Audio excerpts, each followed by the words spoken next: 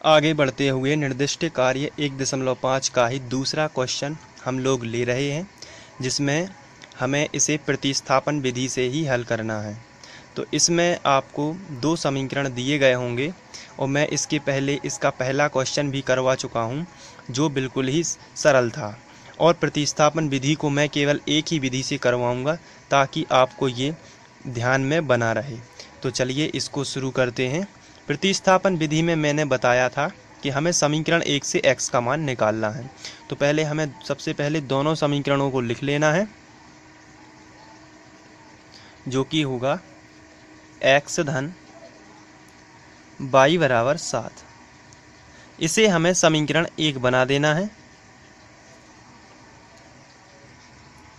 इसके बाद जो दूसरा समीकरण है 3x ऋण 2y बराबर 11 है, इसे हमें समीकरण 2 बना देना है।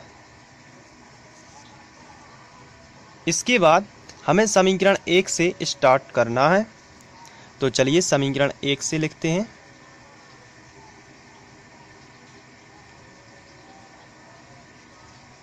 समीकरण 1 से तो समीकरण 1 आपको लिख लेना है, जो कि दिया गया है x धन y बराबर 7। ये समीकरण 1 है। अब इसमें हम लोगों को x का मान निकालना है, और x का मान का मतलब होता है हमें LHS तरफ x रखना है, मतलब लेफ्ट हैंड साइड तरफ x रखना है। तो बाकी जो इसके साथ है उसे राइट हैंड साइड तरफ पक्षांतर कर देना है। तो चलिए यहाँ इम्प्लाई z लगाऊंगा सबसे पहले, तो क्योंकि यहाँ बराबर है। इसके बाद हमें जो धन का y है उसका पक्षांतर करना है, तो यहाँ केवल x बचेगा। तो x बराबर होगा 7। जो धन का y है इस तरफ आ जाएगा, तो ये हो जाएगा ऋण का y, और आपको यहाँ लिख देना है पक्षांतर। इस तरीके से हमें x का मान मिलेगा, और जो x का मान मिला है हम लोगों को, इसे समीकरण 3 बना देना है। ये समीकरण 3 बना है इस तरीके से। अब जो समीकरण 3 बना है, यह तो x का मान है, x बराबर 7 ऋण y। अब इसे हम लोगों को समीकरण 2 में रखना है। तो चलिए x का मान यहाँ आपको लिखना होगा। x का मान, x का जो मान होता है उसे समीकरण 2 में रखना है। तो x का मान समीकरण 2 में रखने पर, x का मान समीकरण 2 में रखने पर, तो मैं समीकरण 2 आपको ऊपर दिख रहा होगा, जो कि है 3x ऋण 2y बराबर 11 है। तो यहाँ 3 लिखा है, तो 3 ज्यों का त्यों। लेकिन जो x लिखा है, इस x की जगह पर आपको लिखना है 7 ऋण y, क्योंकि x का पूरा मान है 7 ऋण y। तो चलिए इसे लिखते हैं ब्रैकेट में। x का मान हो गया 7 ऋण y। तो ये हो गया 3x, मतलब 3 ज्यों का त्यों, और x की जगह पर लिखा है 7 ऋण y।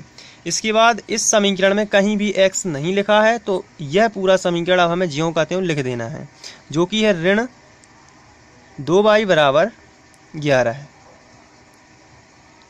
और यहाँ हमें इम्प्लाई z लगा देना है, क्योंकि यहाँ ये बराबर लगा है। तो ये x का मान रख चुका है। अब हमें इस 3 का गुणा करना है, क्योंकि ब्रैकेट लगा है, जहाँ तक ब्रैकेट लगा होता है हमें वहाँ तक गुणा करना है। तो ये गुणा यहाँ तक होना है y तक। तो पहले 3 का गुणा 7 में होगा, उसके बाद 3 का गुणा y में होगा। तो चलिए स्टार्ट करते हैं। 30 आते हो जाएगा 21, माइनस 3 का y में होगा तो हो जाएगा 3y, और ऋण इसके बाद बाहर निकलते तो होगा ऋण 2y बराबर 11 है। ये पूरा हमें ज्यों का त्यों लिख देना है।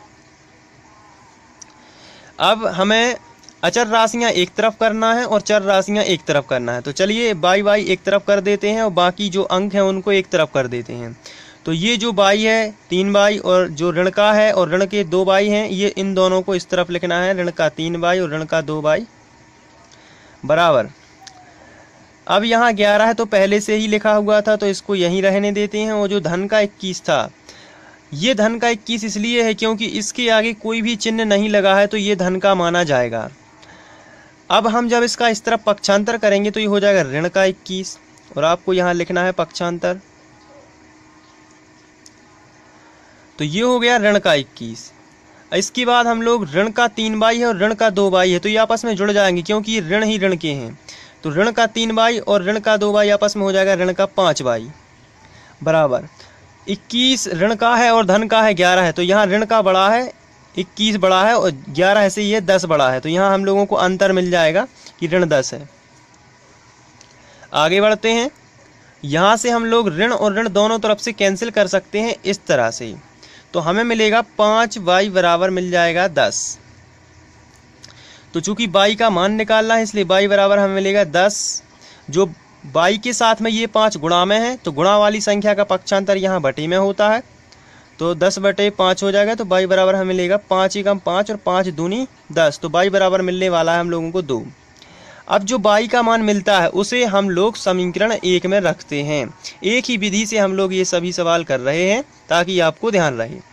y का मान यहाँ आपको लिखना है, y का मान समीकरण 1 में रखने पर, क्योंकि समीकरण 1 में रखने से सवाल आसानी से हल हो जाता है। आप इसे समीकरण 2 में भी रख सकते हैं लेकिन उसमें थोड़ी कठिनता होगी, तो इसलिए मैं समीकरण 1 में रखता हूं। तो y का मान समीकरण 1 में रखने पर, तो समीकरण 1 में आपको देखने के लिए यहाँ पहले लिख देता हूं, जो कि है x धन y बराबर 7। इसके बाद y का मान जो 2 रखना है, तो x ज्यों का त्यों और धन भी ज्यों का त्यों, y की जगह पर मैंने रखा है ये 2, तो ये y के नीचे 2 हो गया बराबर 7। अब चूंकि x का मान निकालना है इसलिए 2 का हमें पक्षांतर करना होगा, तो x बराबर हमें मिलेगा 7, और जो धन का 2 है इस तरफ आएगा तो ये हो जाएगा ऋण का 2। यहाँ आप लिख सकते हैं पक्षांतर, जहाँ भी पक्षांतर होता है आप इसे लिख सकते हैं। x बराबर जो 7 में से 2 चला जाएगा तो हमें मिल जाएगा 5, तो ये x का मान हो गया। इसके बाद हम लोगों को बस ये हल हो गया, आपको लिख देना है अतः x बराबर 5 और y बराबर होगा 2 समीकरण निकाय के हल हैं। तो आपको लिख देना है समीकरण निकाय के हल हैं, समीकरण निकाय के हल हैं। इस तरीके से आपका ये प्रतिस्थापन विधि का दूसरा क्वेश्चन भी हल हो जाएगा।